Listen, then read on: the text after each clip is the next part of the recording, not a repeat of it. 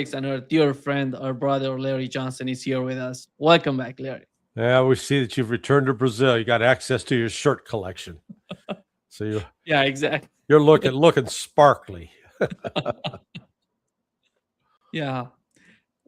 Larry, let me start with the conflict between the United States and Iran in the Middle East, in the West Asia.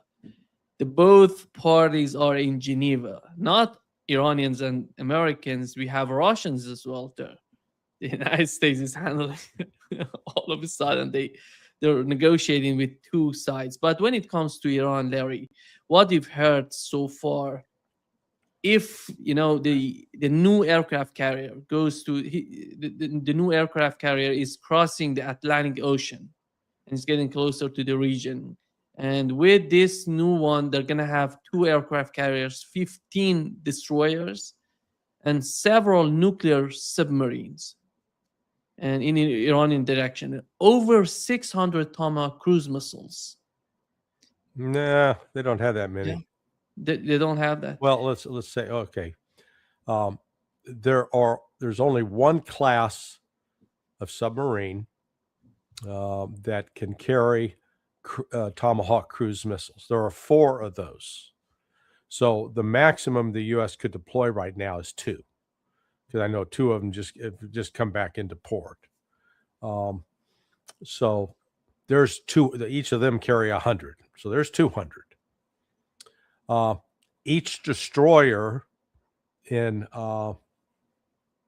each destroyer could carry up to 90.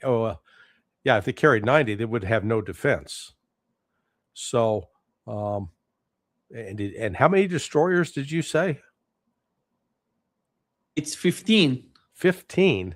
15, yeah. I don't think the U.S. has that many. Yeah. I mean, hang on for a second. Let's just. Yeah.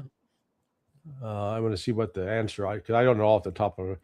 How many destroyers does the U.S. have? See what the answer is. Because it says 70, 80 of the Arleigh Burke class. Now that the question though is how many of those are actually operational.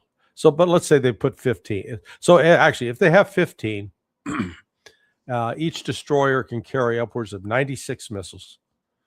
But they split them. Again, the purpose of the destroyers is to provide a screen for the aircraft carrier.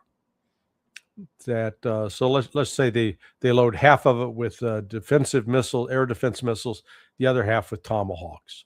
So if you got 15, it's okay. So you could get easily 700, 800 Tomahawk cruise missiles if we have that many. Okay, that's the other factor. Then these ships, these carrier strike groups, they're going to, if they want to launch them to get inside of Iran, they're going to have to get within 100 miles of the Iranian shore. Right now, most of those, my understanding is the carrier that's there is staying 1,000 miles off because of the Iran's capability with anti-ship missiles. Well, even if they get in within 100 miles, that means those cruise missiles can only go 900 miles inside Iran, which, they're shooting from the Arabian Sea, and to the distance to Tehran, I believe, from down there is like 1,200 miles. So it doesn't have the range. But let's just assume they get out there. This is all predicated on the assumption that these ships will be protected against Iranian missiles. And I think the United States is grossly underestimating Iran's capability to sink ships. So if they really put that many ships online, that would be particular if they put 15 destroyers. I have not seen that number. That strikes me as extraordinarily high. But if that's what's being deployed, then that's, I think, a sign that the United States is deadly serious about carrying out an unprovoked strike against Iran. Yeah. Larry, do you feel that that all these negotiations in Geneva, they're all some sort of distraction from what's really happening in the region? Because after all, we know, I don't know what is calculation on the part of the Arab states together with Turkey, and what is the current situation with the communication between the United States and these states and these countries? Do we know anything about that?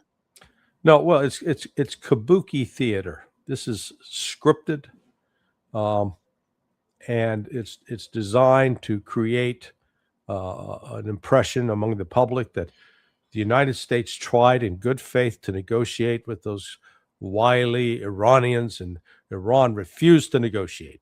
That's the storyline that's going to be presented. They're going to ignore the fact that Iran has offered to made a genuine offer for inspections that would ensure that Iran doesn't have a nuclear weapon, that Iran is willing to make concessions on enrichment, but it's not going to eliminate its ability to enrich uranium. It has a right to do so as a signatory to the Non-Proliferation Treaty, which Israel is not. But Israel is demanding that Iran get rid of the all ballistic missiles, that they can't travel more than 300. I can't remember if it's 300 kilometers or 300 miles. But Iran's not going to do that because it's its only guarantee to defend itself. Similarly, they want Iran to suspend all support to Hamas and Hezbollah. And again, all of this is predicated on the lie that Hamas and Hezbollah are killing, millions of Israelis. It's like a Holocaust all over. Nothing of the sort. Since 1982, fewer than 5,000 Israelis have been killed in attacks carried out by Palestinians, not just Hamas or Hezbollah. So, this is no matter what Iran comes and offers tomorrow, unless it comes and surrenders and basically says we're going to get rid of the Ayatollah, the United States is going to declare Iran as uncooperative and will then proceed to carry out an attack. There is no possibility that they can achieve any of these, points that Netanyahu is asking for. That's why I think your main point is that all Donald Trump and his administration are doing are somehow making some sort of atmosphere that they tried everything. That's why the only solution would be a war. Correct. Well, and the United States really believes that we can crush Iran. I listened to, I mentioned this one retired U.S. admiral, and he had actually, he had lived in Iran at one point in his life as a youngster. And he was talking about that only 50% of Iran is Persian. Well, that didn't sound right to me. And I looked it up. And as I recall, I think the number was 61 to 62% of the Iranian population is Persian. Yeah. Another 17, 18% are Azeri. So right there, the majority ethnic makeup of Iran is Persian and Azeri. Is that your understanding? Exactly. Yeah. So that's right. These other groups, the Kurds, the Baluchis, I'm not sure but they're minority groups. Yeah. Yet it appears that most of the information that the West is seizing on to show that there's uprising against the Ayatollah, the mullahs, is coming from these minority groups, and that the U.S. and the Brits are using those minority groups as a wedge to try to get in and attack Iran. Well, I think the nationalism that exists among the Persians and Azeri ethnic groups in Iran is that the events of the last 8 months since June of 2025 has strengthened the nationalist sentiment, not weakened it. You correct me if I'm wrong. Yeah, you're right. And the other thing about the Kurds is that we have mostly three provinces in Iran with the Kurdish population. It's Elam, Kermanshah, and Kurdistan. All of from these three, two of them are not that much in the rhetoric of the Kurdish, society, Kurdish country. They don't buy anything of that sort. The only movement of Kurdish movement is going to be in Kurdistan. They're a fraction of the society, Larry. They're not the majority of the people in Kurdistan. And with the Baluchi, I would argue it's the same. When we talk about the Baluchi, it's not all the people who are living in the Sistan and Baluchistan is the province that they're, then they don't understand, Larry. The other thing is that the younger generations, they don't feel that much of the older generation. During the Shah, these sort of divisions were mostly obvious within the society. Today, with the younger generations, Gen Z, all of you don't see that sort of difference. They don't want any, they don't want to separate from Iran. They don't want to be, they're not seeking for an Azeri and a Kurdish state. This is all delusional. I don't buy just whatever they're talking about. Whatever it's all delusional in my opinion. And they don't seem to understand. They're not willing to understand what is the reality of the Iran today. And I am so sorry to say that, as you've mentioned, I really feel that something big gonna happen between Iran and the United States, and Iranians are totally prepared for that. Yeah, well, I think, the United States has been building up its presence at places like Al Udeid and at the air base up in Saudi Arabia. I forget its name. And in Bahrain at the naval facility. If I'm an Iranian military planner, the first hint that the United States is going to start attacking us, I take all those places out. I mean, take them out, saturate them, destroy them, and in the process, launch massive missile waves on the ships. Iran's got effective anti-ship missiles. They need to sink one or two. They sink one or two, all of a sudden, all the juice is going to go out of the United States. This is, back in 2003, in the aftermath of 9/11, and with the lies that were told about Iraq, Ray McGovern just sent this, that 72% of the American public supported invading Iraq.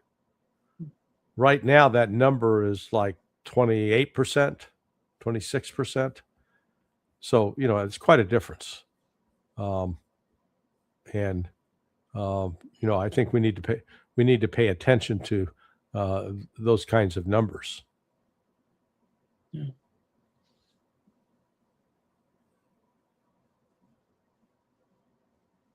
Let me.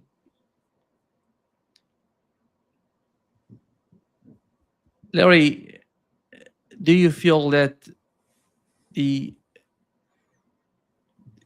when Netanyahu was talking about the conflict, what he's seeking for, you see some sort of strange behavior from Netanyahu, looking at the sides and somehow distracted. It shows somehow it could be two signs. One of them, it could be that he knows what they're gonna do and what could bring, the policy of Netanyahu administration finally would bring to Israel, to what's going to happen in Israel, the attack on Israel. How far is there anybody? Do you see anybody in Israel talking about a conflict with Iran and the outcome, a full-out war between the United States and Iran, which would involve Israel, after all? You mean apart from Bibi Netanyahu? Yeah. Yeah, no, I think the with the Smotriches, the Ben Gavirs, I don't have a specific quote from them, but I can't imagine that they're calling for moderation and negotiation. They're calling for the destruction. So I think politically uh, there is some support in Israel for proceeding with this war. In the United States, the Trump administration, it's going to be a big war, and everybody knows the escalation and the scale of a war with Iran. Mhm. And how is the United States, how is the Trump administration, do they have the permission of the Congress? No, they don't have the permission of the Congress. And I was looking for Ray just sent out some statistics. There's been um, uh, uh, it was the SSRS University of Maryland poll early this month said, do you favor the United States being initialing an attack on Iran under the current circumstances? The answer was only 21% favored that, 49% opposed, and 30% answered, I don't know. The Republicans were the most favorable towards the war. So 40% said yes, but 25% of the voters said, no, we oppose it. And again, 35% said, I don't know. So there is not the kind of popular consensus, but the ones who are most closely tied to the Zionist lobby, the Miriam Adelsons, the Lindsey Grahams, the Senator Richard Blumenthal, the ones who are benefiting from the Jewish money that's been flowing into the political parties. There's that old expression about the money talks.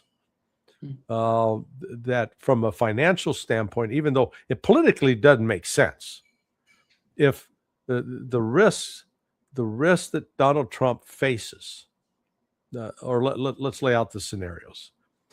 Scenario one, the most optimistic scenario, is the United States shows up with this military flotilla, this great buildup, and Iran goes, okay, we give up, and yeah, come, you got free inspection. We're not going to enrich any more uranium, destroy our ballistic missiles, and no more support for Hamas and Hezbollah. Not going to happen. Not going to happen. So take that scenario away. Scenario number two is that the United States launches an attack and disables Iran's ability to respond and forces a regime change. At that point, there would be wild celebrations in Washington, D.C. Trump's standing would be boosted significantly. People who had been on the fence, I think, would come around and say, oh my God, Trump is a genius. Now, is that a likely scenario? I don't think so. The more likely, there are sort of two other scenarios to entertain. Next scenario is the United States attacks, Iran retaliates, Iran inflicts damage on the United States, but then it becomes a protracted war, sort of a war of attrition. And the question is, who can endure that attrition the most? I would actually make the case that Iran is better positioned simply because the logistics cost of having to supply all of these ships at sea and the limited production of missiles, of air defense missiles and Tomahawk cruise missiles, means that the United States could rapidly run out of weapons. The fourth sort of scenario would be Iran would strike such a devastating blow, create such shock for the U.S. forces that Trump would be forced to, he might even be forced from office. That would be the ultimate irony. He'd be forced from office. J.D. Vance would take over, and there would be a negotiated settlement. Boy, none of those look good to me. Yeah. Because the only other scenario is that Iran and the United States would keep talking past each other, keep threatening each other, but nothing will ever be done. I don't see that. The problem is that nobody, even those hopeful which part of me is somehow hopeful, but even in that sense, nobody would believe that these people are capable of making an agreement. They're doing endless talks with the Russians. They haven't achieved anything so far, anything practical. I'm talking about, Mm-hmm. and it's all talk, no action, as Donald Trump himself was repeating about other administration, but he's doing the same. And the other, Larry, the other factor on the part of Iranians is that I think Iran, if they attack Iran, Iran is going to respond not only from inside but from outside. The Mm-hmm. regional, they have the regional people, you call it, I don't know, groups, whatever we can call them. These are prepared to fight the United States and Israel because they know if the United States attacks Iran, it's not going to be just the United States. It's going to be United States with Israel. Well, and of course, some of these regional countries may cooperate with them with the case of the intelligence. This is the worst case scenario. And Right. how about Europeans? How do you see Europeans are going to be, part of this? Actually, I think the Europeans will be, the Brits will participate, but and Italy will allow its territory to be used for overflights for U.S. Combat aircraft. But I don't see Germany and others wanting to engage in helping to try to topple Iran. Yeah. And I think the sudden consequences of a war would be, because Iran is preparing to, today we've learned that the Iranian IRGC is doing some sort of exercise. They have launched a naval exercise at the Strait of Hormuz because they're preparing, if something happens, what they can do with the Strait of Hormuz. Not only the Strait of Hormuz, Bab el-Mandab in the Red Sea would be somehow, considered by the Houthis. Houthis can, put pressure on that direction. And the only, Larry, correct me if I'm mistaken, the only way that Donald Trump could have some sort of upper hand would be a quick war, something that happens quickly, not taking too much time. Because if it takes time, as time goes by, the United States is gonna lose its leverage if they achieve it. Yeah. In the initial hours. Yeah. No. Absolutely. That's correct. But go back and look at the history of war. When these wars start, whether we're talking World War I, World War II, Vietnam, there's always the assumption that we can get away with it, and get out quick. Oh well, hey, look at what happened in Iraq. The invasion started on March 2003. And by May of 2003, mission accomplished. George W. Bush on that aircraft carrier deck. Yeah, man, we kicked ass, took names, we win. And then the actual war started, a civil war, an insurgency. So this, the other element here, though, which has to be taken into account, is that Iran and Russia and China signed a trilateral agreement on, I believe it was January 29th. Now that's significant. I don't know if, had you heard about that? Had you focused on that while you were in Iran?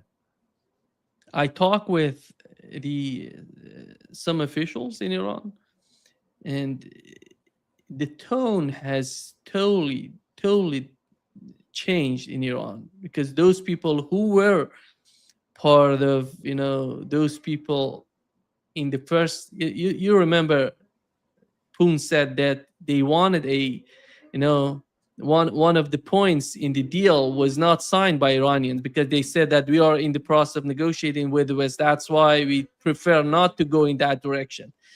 the same people who are arguing that getting closer to Russia would somehow influence our negotiations with the West, they're not feeling that way anymore. They're saying all the way to the east, all the way to Russia and China, because there is no point. I think they're so much close. There's so much. Something is happening, Larry. A lot of weapons are coming in, and we don't know about them. We don't know what is coming in Iran and what is the situation, because it's not just Iran. The United States should be naive to think that Iran is planning alone the fight against the United States and Israel, because I think all these people all together at the commander level, I think they are all connected. Intelligence, commander, military, all connected to somehow go against any aggression on the part of the United States or Israel. This is obvious for me. There is a close cooperation between Iranians and Russians, and of course, in my opinion, it could be Chinese as well. Yeah, no. Well, look, what struck me, looking at the documents or what's been reported on the trilateral agreement, is China seems to be really in the lead, with Russia close behind, in solidifying a relationship with Iran. You go back and look at 2019. So 2019 was important because that's when Iran and Russia and China started conducting joint naval military exercises. Well, if they started in 2019, that means the planning to start doing that started somewhere in 2018. Well, what was happening in 2018? Well, in 2018, we saw Donald Trump suspend the JCPOA, or walk away from it. So, that I think was sort of the first time that you saw Russia and China do a reversal, turn around and say, okay, we've got to change the nature of our relationship with Iran and moving to build a positive relationship militarily, economically. It wasn't until 2025 that Russia and China finally publicly declared, we're no longer going to abide by these UN sanctions on Iran. That, I believe, gives Iran sort of a light at the end of the tunnel in terms of they now have an economic road forward through BRICS, through Russia and China, that didn't exist previously. So that many of the problems that they're experiencing with the economy have a reasonable basis now for escaping from those problems. They're starting to correct them. It's surprising that Iran didn't ask for direct financial support from Russia or China on December 28th, 29th, when the central bank was being attacked. However, I would note that 1 month later, January 29th, Iran signed that trilateral security agreement, and one of the key components in that was economic cooperation and support. So Iran and China, look, now they understand that this battle entails more than just a beef between the United States and Iran, or a beef between Israel and Iran. That this is another assault upon BRICS trying to create a new global economic order.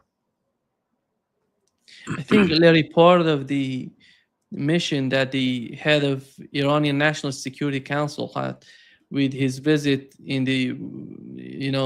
these Arab states, he was trying, in my opinion, to convince them that in any sort of war between Iran and the United States, you don't have to be part of it. He was trying to make the argument with them, and it's better for you to stay out of the conflict.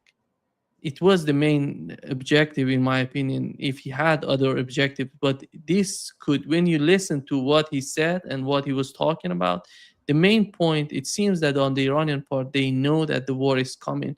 They want to warn these Arab states to stay out of it. That's the only message that I got from his visit to these Arab states. Yeah. No, I think that's correct. The Arabs, particularly Qatar and the UAE, have been enablers of the United States. Those bases that are there are extremely vulnerable. The United States believes, and I'll say falsely, that the Patriot air defense systems and THAAD systems that they've installed, put in place, will be sufficient to defeat any Iranian attack. I don't think those guys can do math, because once, they're sort of the assumption that Iran's going to fire a missile or two. If I was Iranian military planners, I would plan at a minimum of 100 missiles, 100 ballistic missiles per base. Wipe them out, because they don't have. If you fire 100 missiles, you're going to have to fire at least 200 Patriot missiles.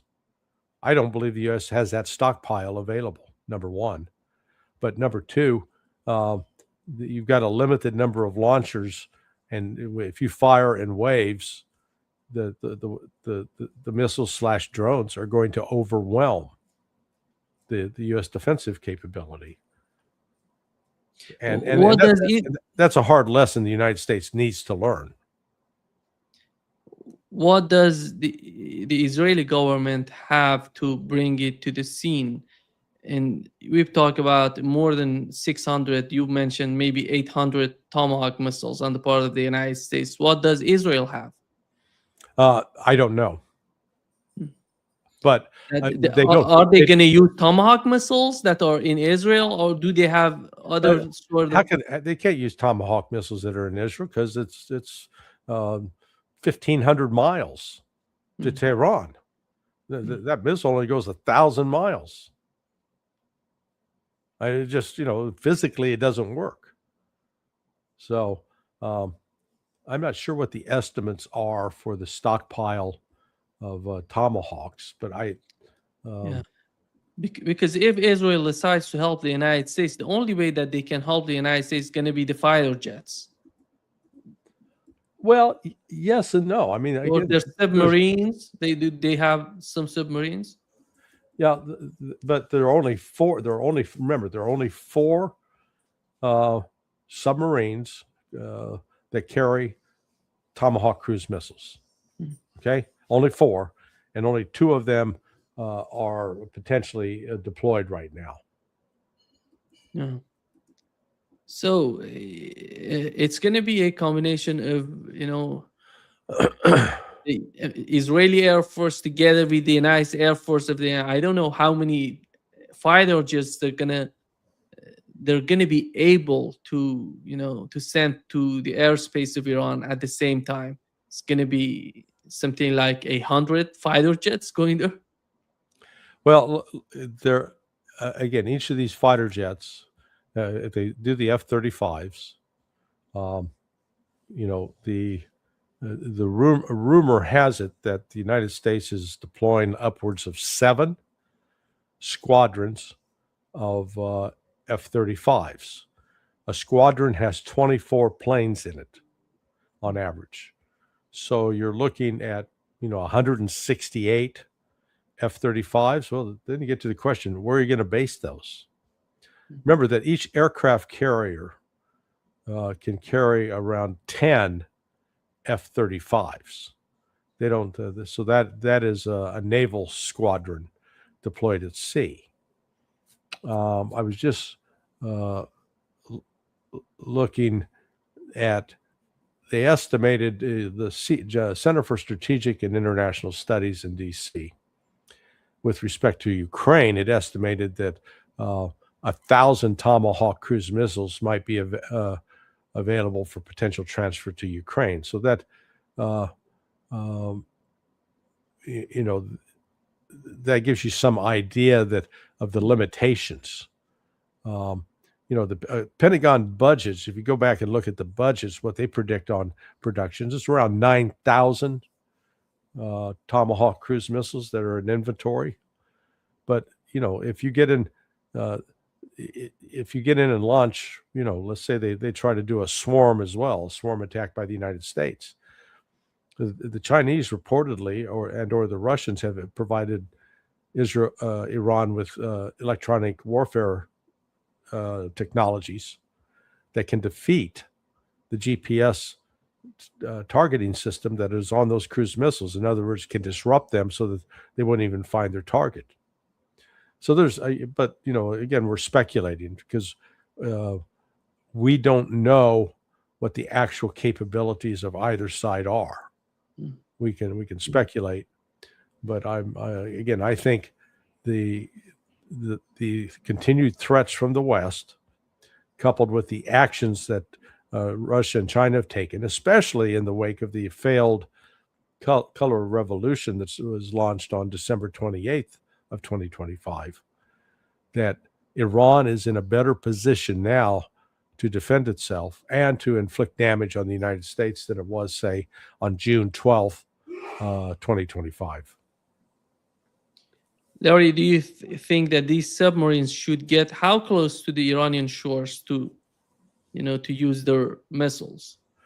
Well, I'm sure they get within 100 miles, but I'm not sure what Iran's anti-submarine warfare capability is. And so the United States may be calculating they have nothing. But again, they are right now, Iran is conducting joint naval exercises, I think, down farther in the Indian Ocean, potentially. Someone said off the coast of South Africa. I don't know if that's true, but it's always possible as part of those exercises, they are dealing with anti-submarine warfare. And so Iran may actually have some capability. Yeah. It's so much unknown, Larry, about the conflict. And yeah, it's amazing to see. Yeah. I would assume that Saudi Arabia and Qatar, there's so much in panic right now because they don't know. I don't see the Trump administration being honest with them. No, I agree, and it's it's a real challenge.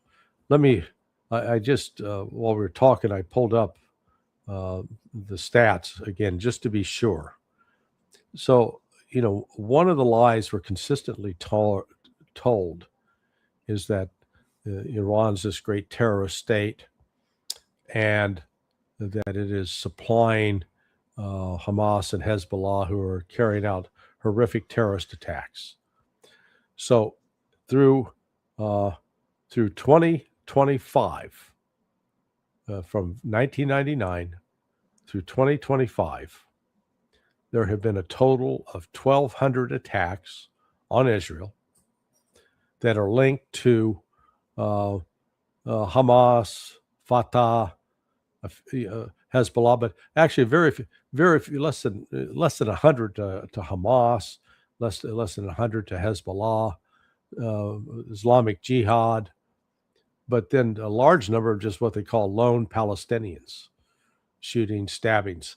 And the attack, apart from the attack on October 7th, which was a Hamas military raid, the rest of the attacks have been lone Palestinians, especially over the last 10 years. It has not been state organized. But even with all of that, grand total, and this includes the number of Israelis that died on October 7th, while it's attributed to Hamas, the reality is that many of those killed on October 7th were killed by the government of Israel. The total death toll for over, covering that period from 1999 to 26 years, is 3,300 killed. That's about how many Israel kills Palestinians in 2 weeks, or at least in the early days of the war. So the fact of the matter is, even with the financial support, questionable financial support that Iran is providing to Hamas and Hezbollah, it has not led to a tremendous surge in attacks. It's been just the opposite. So again, that is a contrivance, and people need to pay attention to that. Yeah. Larry, I know that you were following in what has happened in Munich Security Conference. They have invited, the son of the Shah, former Shah of Iran. Who's this guy for the United States, and in what sense they're using him, in your opinion? Well, he's the face of the Iranian monarchy. So he's just a political tool. If you put his face in front of people, the average American wouldn't know who the hell he is.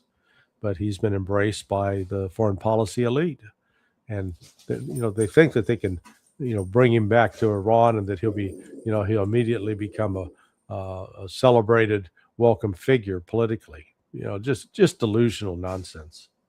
Yeah, it's so amazing to see how the credibility of Munich Security Conference is disappearing, is somehow melting down.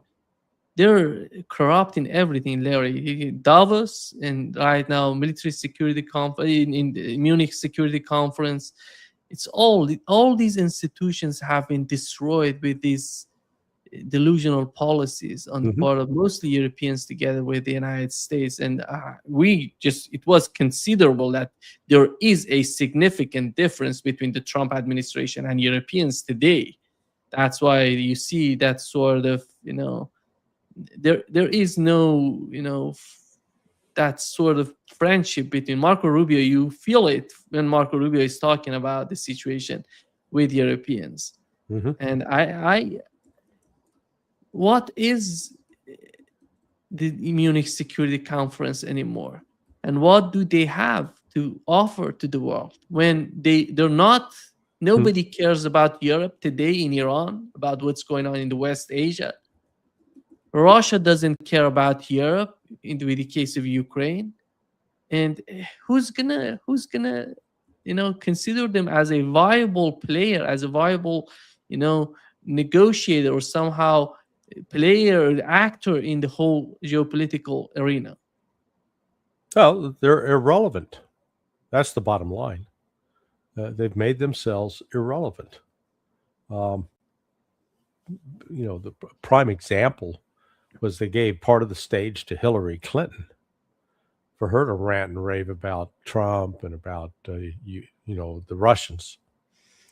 And I was talking to Judge Napolitano about that earlier today, and I pointed out to him. I said, just ask yourself this question: of all the countries in the world, which country gave more money to the Clinton Foundation through oligarchs, organized crime, than any other country?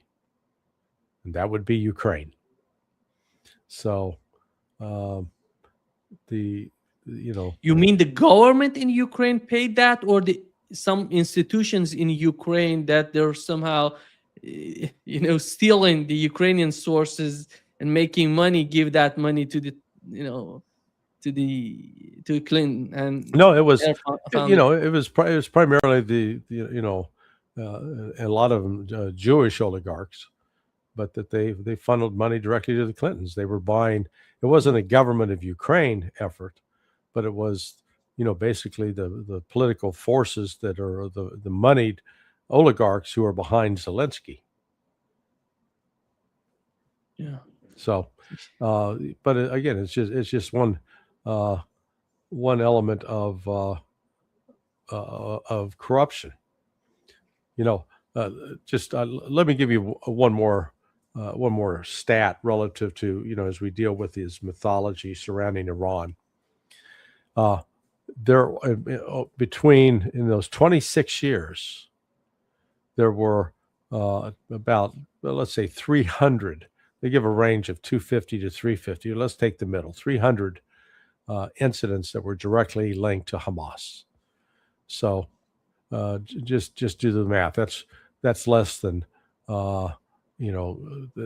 that's about 11 per year. But guess how many for Hezbollah? Fewer than 10. So, and the Hamas attacks, the Hamas attacks, they're fighting for their land. So this is one of the other aspects where the West is losing its credibility. The West is standing by, allowing the Palestinian people to be slaughtered, murdered. And then they assemble at something like the Munich Security Conference and just they don't acknowledge that the rise of BRICS and the rise of the global South is making them increasingly irrelevant. Because the countries around the world are starting to walk away from the Europeans, like we don't need you. There's nothing that you have that we need. Yeah, actually, they're not producing anything anymore, right? And that's the main reason. And it's sad to see what's happening in Europe. Larry, you've written a piece on your website about the what Russians are saying about Novorossiya. Mm-hmm. And in their concept of Novorossiya, where is Odessa and Nikolaev? Are they part of this Novorossiya, the concept of Novorossiya, as we saw it in that picture, behind the Russian commanders months ago? Well, let me correct you first. You should have referred to it as a brilliant article. Oh, yeah, sorry. Sure. Yeah. No, yeah. So Odessa, Nikolaev, or Mykolaiv, depending, there's a Ukrainian pronunciation and a Russian pronunciation. Those are historically part of Novorossiya, as well as Zaporizhia, Kherson, Donetsk, Luhansk. That's the historical Novorossiya. But modern interpretation, and the first one to speak on this was in Vladimir Putin in early 2014, following the coup at the Maidan, referred to Novorossiya, which also incorporates, at a minimum, Dnipropetrovsk as well as Kharkiv. Now, I maintain that that's probably going to extend to Sumy and even Poltava. But that has been a consistent theme for not just Putin, but with Lavrov. So over the last 12 years. And I cite, Ray McGovern, one of the things I've learned from him is he's always said, listen to what the Russians say. So listen to what they say. And they say, hey, Novorossiya is going to be incorporated into Russia. They're making no bones about that. So the deal that has been on the table since June 14th of 2024, which was simply that the West, Ukraine, will acknowledge that Crimea, Zaporizhia, Kherson, Donetsk, Luhansk, that those 5 territories are now permanently part of the Russian Republic. That has been the deal. That is Russia's inflexible negotiating position. Now we're seeing something different. Now they say, okay, you didn't take that deal. Next deal is going to be tougher. The next deal means we're going to have Novorossiya, which means at a minimum, it's going to add, they're going to take Odessa, they're going to take Nikolaev, they're going to take Dnipropetrovsk, they're going to take Kharkiv. And it is, it's a little bit like that scene from the Monty Python movie about the Knights of the Round Table. Yeah. And when they have an encounter with the Black Knight, at first they cut off one arm, then the knight cuts off the second arm, then he cuts off a leg, and then finally cuts off the other leg. So the guy is, basically without any arms or legs. That's what's happening now to Ukraine. The Russia was willing in April of 2022 to make a deal with Ukraine. And I heard this directly from the mouth of Sergei Lavrov last March. He said we were willing to allow to let Donetsk and Luhansk remain as part of Ukraine. We just wanted the rights of the Russian speakers to be respected and protected, and the rights of the clergy who were part of the Ukrainian Orthodox Church, but connected with the Russian Orthodox movement, that they were protected. And the United States told the Ukrainians, if you do that, forget about it. So Ukraine backed out of that deal, even though it was a deal that Ukraine brought. So now they've lost the first arm. They lost Donetsk and Luhansk. Next arm is a result of a plebiscite held in September 2022. They got Zaporizhia and Kherson, who voted overwhelmingly to join the Russian Federation. So the next appendages to be lopped off: Nikolaev, Odessa, Dnipropetrovsk, Kharkiv, and Russia will keep it up until there's no Ukraine left. Zelensky was asking for a ceasefire, and he said that if you want to have some sort of presidential election in Ukraine, you have to give us a ceasefire. And what is, Larry? They're so much obsessed with this ceasefire. What are they planning for that the ceasefire can bring to them? A chance to reload, rearm, refit. They're under such tremendous pressure that they can't sustain these operations. They will collapse at some point. And they continue to launch what I call fruitless attacks on positions that aren't heavily fortified along the current Russian line. And they'll make a penetration. They'll create a bulge, a salient, and then Russia closes it off and kills them. Just like what happened in Kursk. They lost 70,000 plus in Kursk. And didn't, when all is said and done, it didn't weaken the Russians at all. Yeah. And you don't see that Donald Trump would be able to convince the Russian part that a ceasefire would be helpful. That's not going to happen. No. And are they asking for? We know that they're in Geneva talking, negotiating with the Russians. They're going to negotiate tomorrow. Tomorrow. What is in their agenda? Is ceasefire part of their agenda, or they're not even talking about it? You mean for the United States? For the United States. Yeah, I'm sure that if they could get a ceasefire, that's what they'd want. They're not going to get it. It's not going to happen. The Medvedevsky is the long-time negotiator for the Russian side. And, he's going to go in and make it very clear, hey, the demands on the table now include Novorossiya. Yeah, so get the hell out, leave these territories, and then we're going to have a referendum in Odessa, Nikolaev, Dnipropetrovsk, Kharkiv. And if the people vote to join us, then they're going to join us. And, Ukraine's going to say, hell no. And the United States is going to probably say, well, hell no. And Russia will say, fine. We're going to continue doing what we're doing. Good luck. Yeah. Ukraine is in a dire situation right now, and nobody's trying to help them but destroy them even more. Right. I would say particularly Europeans. They're the worst player in the whole in the West Asia. They're doing the same way. They're